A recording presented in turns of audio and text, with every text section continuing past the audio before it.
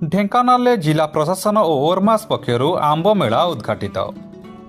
ढेंकानाल ग्रामांचलर आंब चाषी मानकु उचित मूल्य प्रदान करिबा, मध्यस्थक हस्तक्षेप दूर करिबा एवं उपभोक्ता को 100% प्राकृतिक भावे पाचिथिबा सचेत आंब उपलब्ध कराइबा उद्देश्य ओरमास ढेंकानाल पक्षर स्थानीय जिला मुख्य स्टाडियम निकट ढेंकानाल ठारे एक आंब मेलार आयोजन करा जायछि।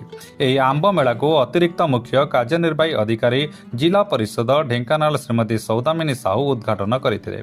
अन्यमानक मध्य उपमुख्य कार्यनिर्वाही अधिकारी ओरमास ढेंकानाल श्री सुबल कुमार जेनामणी एवं जिला प्रकल्प संयोजिका मिशन शक्ति ढेंकानाल श्रीमती शेफाली स्वागतिका, हस्तशिल्प प्रोत्साहन अधिकारी ढेंकानाल श्री मलयक रंजन नायक तथा ओरमास ढेंकानाल समस्त कर्मकर्ता माने उपस्थित थिले। ओरमास ढेंकानाल द्वारा गठित 2टी कृषक उत्पादक संगठन एफपीओ एवं 2टी उत्पादक गोष्ठी एही मेलारे अंशग्रहण करिसेंती। एही एफपीओ अंतर्गत आंब चाषी माने सेमानक द्वारा उत्पादित विभिन्न किस्मर आंब यथा आम्रपल्ली, देशरी, बाईगणपल्ली, लेंगड़ा और मल्लिका प्रभृति मेलार विक्रय करुछंती। एथि सहित आंबरू तैयारी पणा और विभिन्न प्रकार आचार मध्य उक्त मेलारे उपलब्ध हेउची।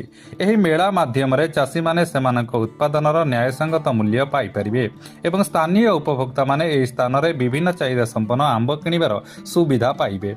एहा सहित मध्यस्थक भूमिका को ह्रास करी ग्रामीण चाषी माने आय बुद्धि और उपभोक्ता को सीधासलख फार्म रे सतेज और प्राकृतिक भावे पाचिथिबा आंब जोगाई एही मेलार मुख्य उद्देश्य।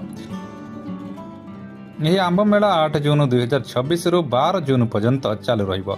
जिलावासी की यही मेला परिदर्शन करी स्थानीय चाषी मानकु प्रोत्साहन देबा सह उत्तम गुणवत्तार आंब क्रय करबाकू ओरमास ढेंकानाल पक्षरु अनुरोध करा जायछि।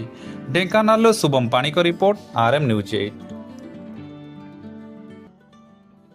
नमस्कार, आमर आज आम गाँ आंब पसरा उद्घाटन हो जाए। आम अंचल उत्पादन हेउथिबा विभिन्न प्रकार आंब यथा दोसरी, आम्रपल्ली, बाईगणपल्ली ये सब आंब आमर एग्जिबिशन स्थान पाई।